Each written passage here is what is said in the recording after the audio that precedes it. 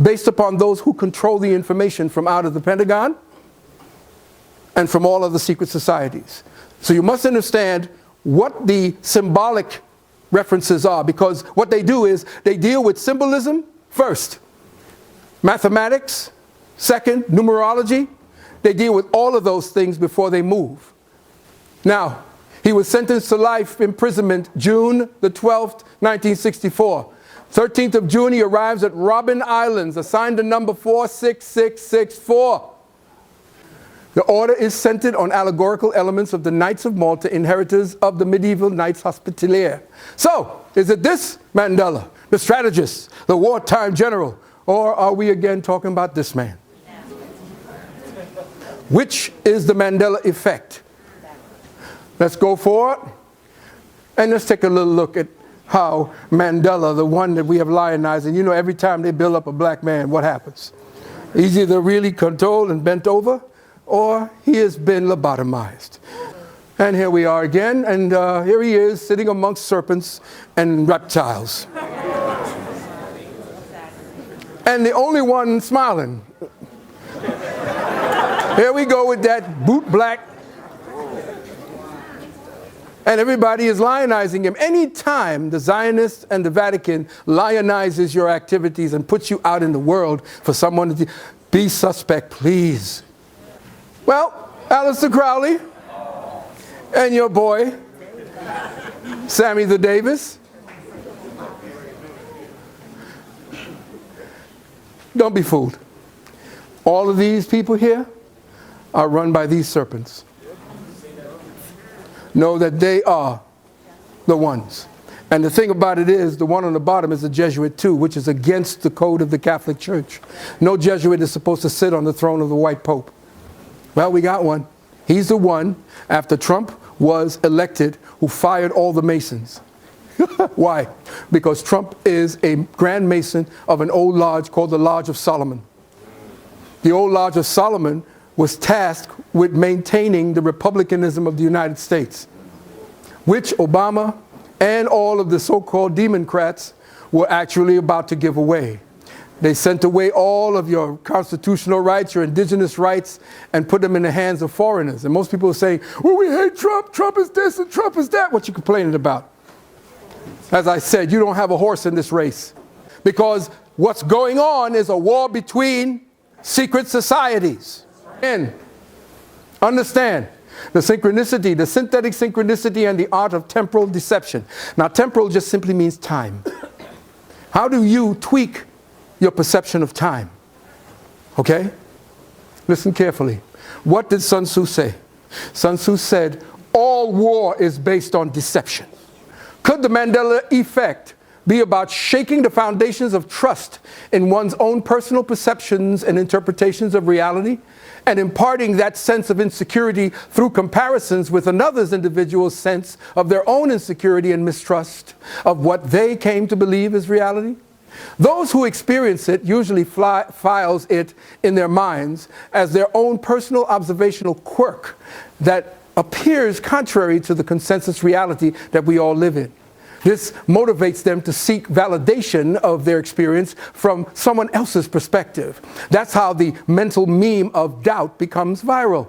Thus, if the so-called Mandela effect is based solely on one's memory, then it is purely a personal thing, and looking for proof that it in fact exists would be foolish, because it is a subjective experience, and there should be no tangible evidence of the thing that is claimed to have changed. So, without tangible proof, how does one prove the Mandela effect is real? How does one prove that these people are not suffering from, say, confabulation or false memory syndrome?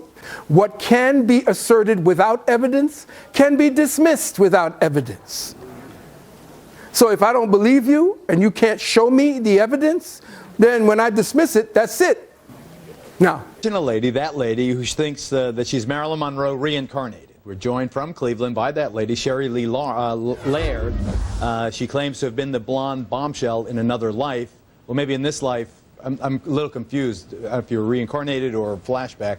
I welcome you, though, and we also welcome the doctor who was interviewing you, Adrian Finkelstein, a psychiatrist specializing in past life regression. Okay, but let me ask you, Sherry Lee, do you honestly believe that you are Marilyn reincarnated? Sure, it's just a really simple thing to me. Well, and tell me why. Why do you think? Why have you convinced yourself of this? Well, I didn't really convince myself of it. I was trying to get rid of it. It was something that happened all my life, from childhood up. Being where we were in Canada, we didn't really have much exposure to Marilyn Monroe. So I suffered with this all my life, and I just wanted to get rid of it. And that's why I talked to my doctor. I actually was looking for somebody in Toronto just to hypnotize it out of me. And Dr. Finkelstein, did you first treat her in Toronto, or have you never? You wrote the foreword to her book, so I assume that was you in the tape, that you were the treating psychiatrist. Do you believe her? Correct. I think being trained as a psychiatrist and with 30 years of experience in past life regression therapy, she came across to me as a troubled psyche seeking relief, not notoriety. And after many telephone calls and email exchanges, it appeared to me that she's genuine. And I was open to her, only this story had a different twist. Okay, now, your book is Marilyn Monroe Returns, and I don't want to be a killjoy here, but Dr. Finkelstein, you're an MD, psychiatrist. Do you believe that this young lady is Marilyn Monroe redo? Yeah, I believe now. It took me 8 years to believe that. And you really believe it, though? Right now, yes. I didn't believe it in the beginning for a long time, and she didn't believe it. So we ended up, after hundreds of proofs, scientifically, meticulously done under hypnosis, through biometric research, through synchronicity research, my evaluation as a psychiatrist, and so forth, that she is the reincarnation of Marilyn Monroe. Okay. They have taken the hearts and minds of our leaders. They have recruited the rich and the powerful, and they have blinded us to the truth. Our human spirit is corrupted. Why do we worship greed? Because outside the limit of our sight, feeding off us, perched on top of us from birth to death, are our owners. Our owners. They have us. They control us. They are our masters. Wake up. They're all about you, all around you. Is the preacher's description of the masters applicable to the Illuminati? As we follow Nada's aimless drifting across the city, the camera often focuses on people gazing blankly at television screens, mindlessly absorbing the feeble messages it communicates.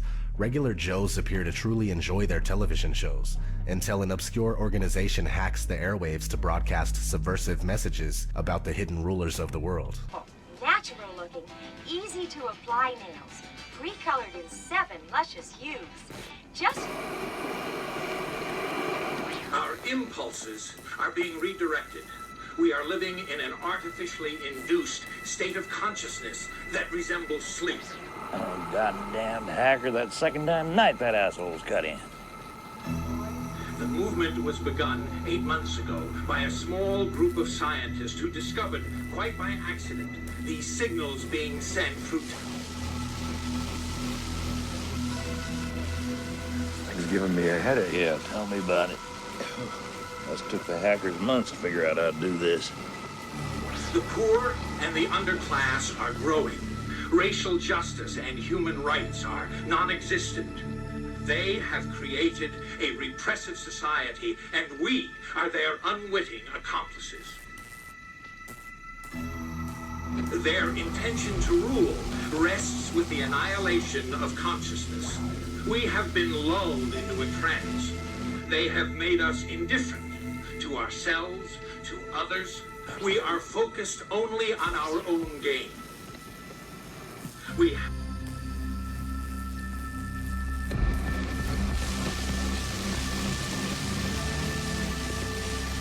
Please understand, they are safe as long as they are not discovered. That is their primary method of survival. Keep us asleep, keep us selfish, keep us sedated.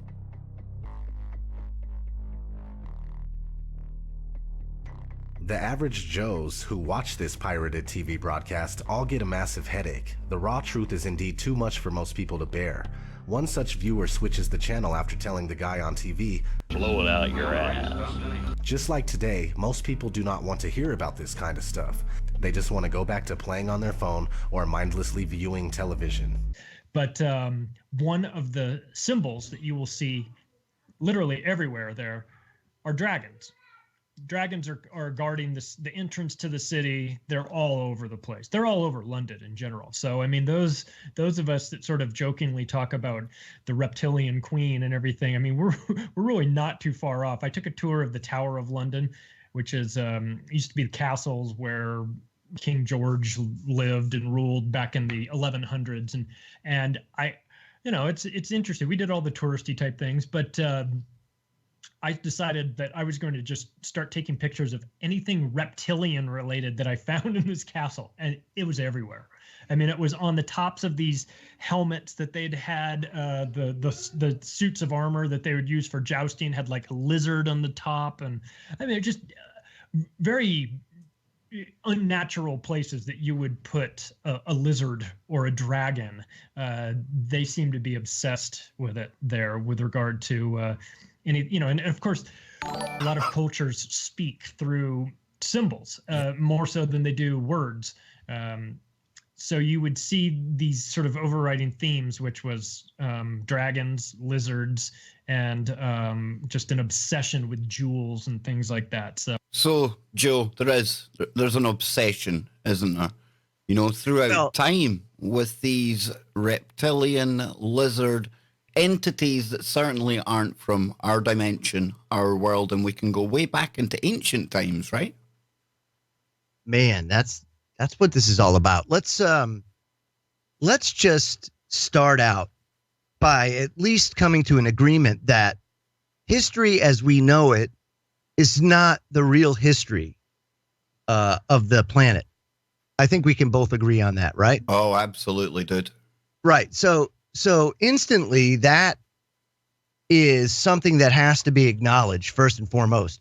Secondly, there's been evidence of intelligent life that is non-human, that has walked the planet.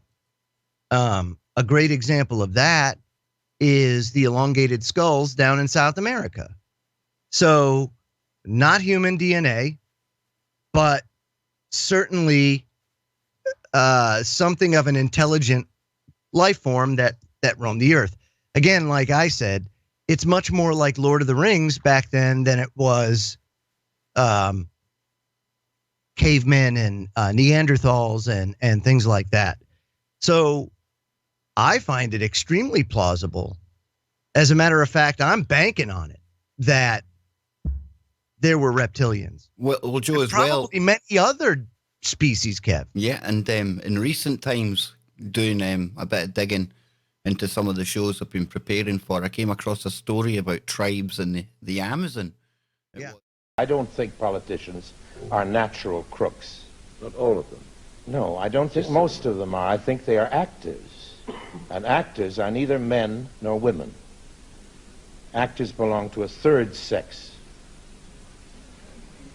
Actors are actors, and one aspect of it is the political game. But that kind of acting is not lying, as long as it refers to and reflects and exalts the essential, commonly held ideals of a culture. Those performances are part of our culture, even though they are performances, even though some of the actors themselves may be cynical about their performance. But what we have now cannot be excused in those terms.